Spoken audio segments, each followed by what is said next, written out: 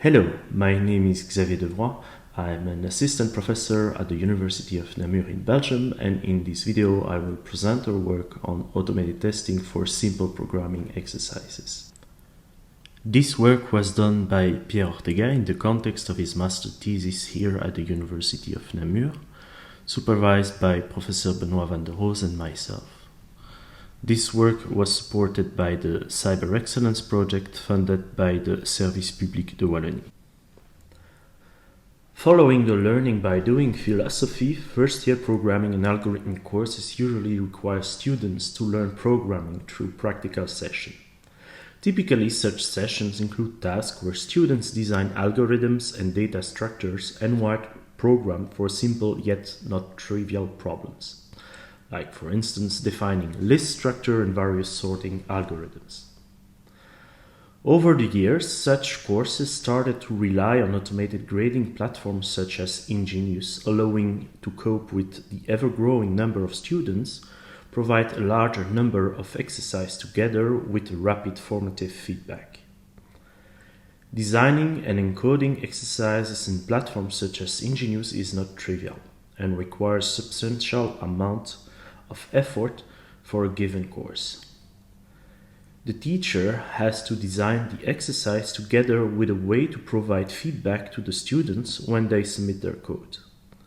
Such feedback must check that the code compiles and executes correctly with regard to what is expected for the given exercise.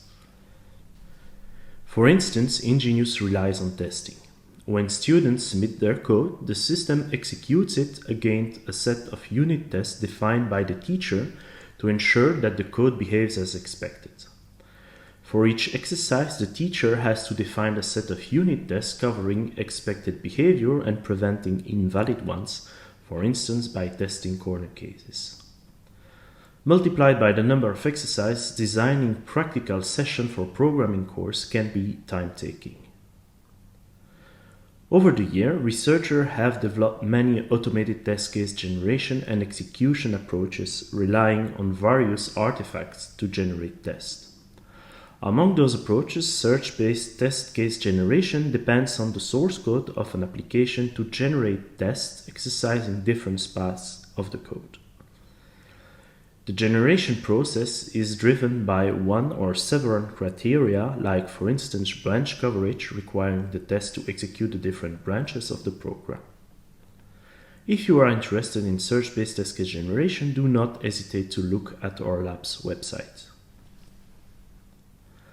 Unlike search-based test case generation, fuzzing does not necessarily require access to the application source code. For instance, black box fuzzing approaches will generate a large number of random input values to try to provoke a crash of the application under test.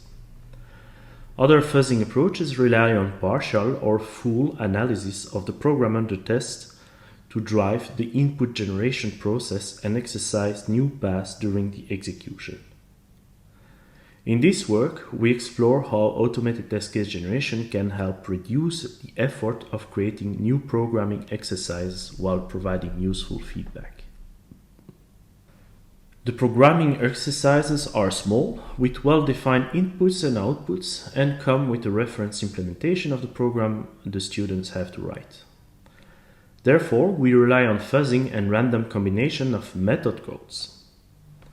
For given input or combination of calls, the correct version allows comparing the output of the student's program against the output produced by the correct version. We developed a prototype plugin for Ingenious called SimPyTest, openly available on GitHub. More specifically, for algorithmic exercises, we rely on gray box fuzzing as it offers a good balance between coverage of the program under test and the overall execution time.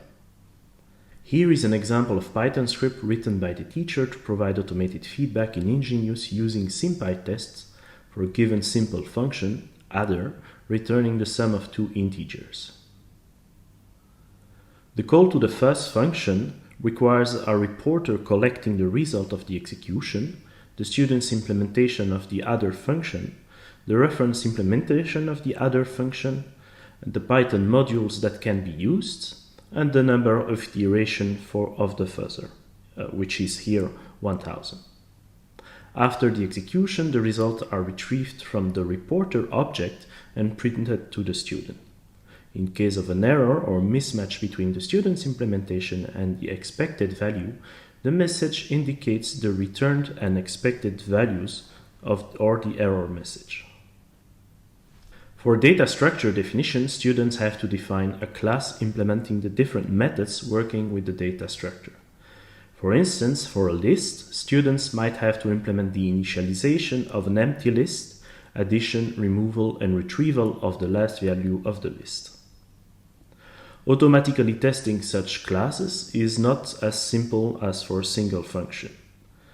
As long as the list has been initialized, the different methods might be called in various order and should behave accordingly. For instance, one might add several values before retrieving the last value of the list. Similarly to what is done in search-based testing, testing a data structure with SimPyTest consists in generating an execution combination of method calls. However, unlike search-based testing, the generation is a random search, not driven by any fitness function. Exploring how search-based testing techniques can be leveraged to increase the coverage of the test is part of our future work. Here is an example of automatically testing data structure definition with SimPyTest by declaring different steps. Each step contains several methods that might be called in random order. Methods of one step will always be called before the methods of the next step.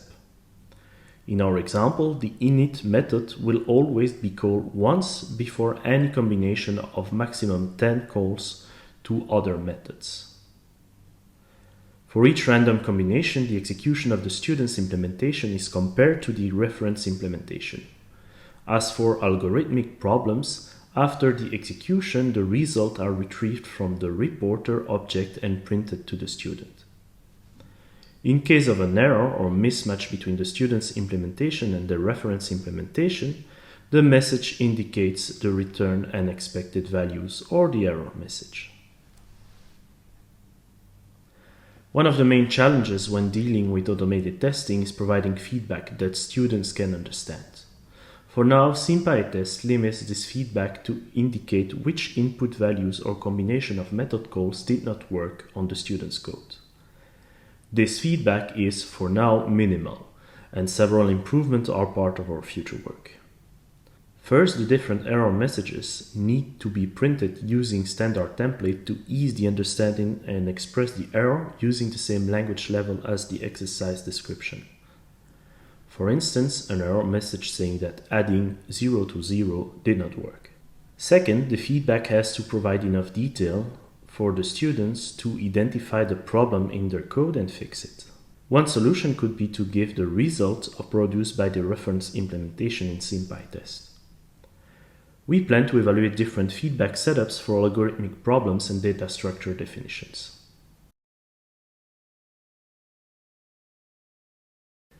In conclusion, SimPyTest has been implemented as a plugin for Ingenious and can be extended in many different ways. Its feedback capabilities have to be extended, and it has to be evaluated and validated with students in a full-fledged experiment. From a testing perspective, SimPyTest could also be enhanced to provide more guarantees that the student's code behaves as expected, for instance by using white box fuzzing for exercises having many corner cases that need to be checked. We would also like to consider other non-functional aspects like the time and space complexity of the student's implementation. Finally, we want to evaluate different configurations of SimPyTest with students to strike a good balance between information feedback provided to the students, learning objectives, and the student's motivation. That was it. Thank you for listening, and do not hesitate to check our website for more information about our work or email us if you have any question.